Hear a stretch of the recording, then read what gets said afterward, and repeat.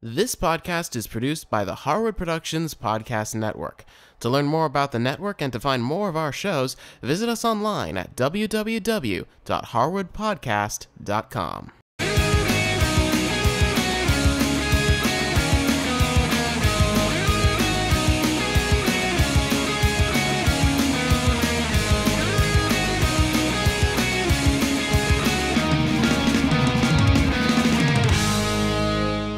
Hey there, everyone, and welcome to Serious Geek's coverage of Macworld 2010. I am Cameron Harris. And I'm Sean O'Brien. And today we're just going to basically spend the entire day going through the show floor, finding the coolest stuff that we can possibly find, and sharing it with you guys.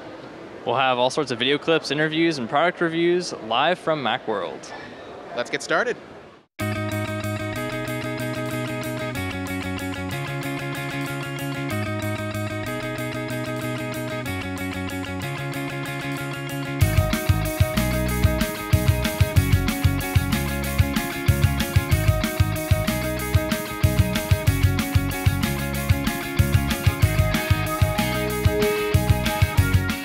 So here we are at Macworld, one of our first product reviews for Serious Geek.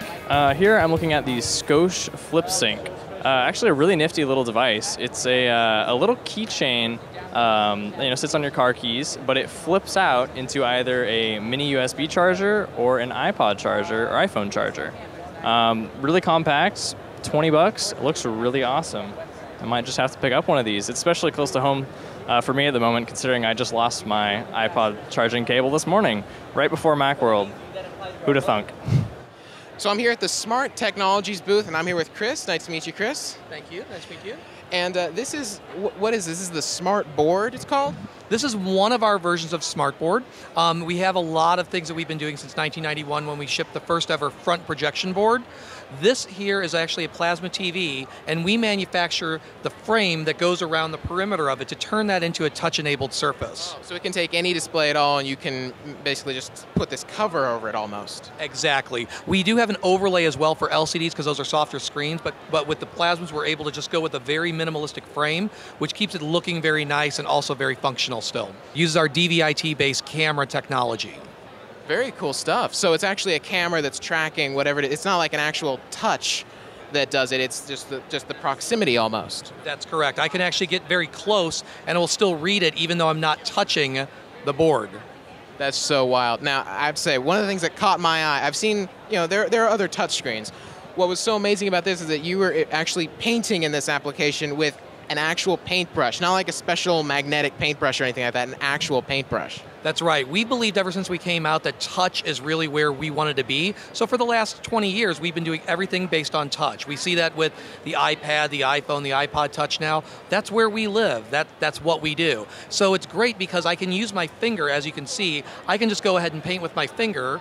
Or when I'm using a painting application, I could just use a standard paintbrush, and it really gets the modality of what it's like to be a true painter. I can change my thickness of my paintbrush.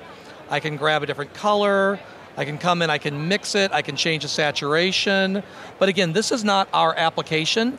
Any application actually will work on the board. We're just providing the hardware interface to control that app. So it's really just acting almost like a mouse instead. Yep, it's just a mouse. It's a USB input device into your computer, just like a keyboard or a mouse.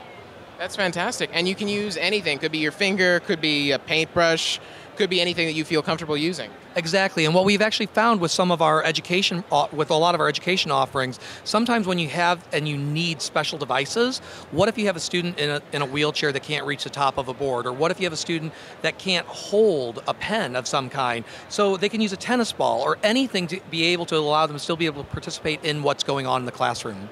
That is so cool. And where can people go online to find out more about what you do? Our corporate website is www.smarttech.com. That's SmartTech.com. Fantastic. Chris, thank you so much. Thank you.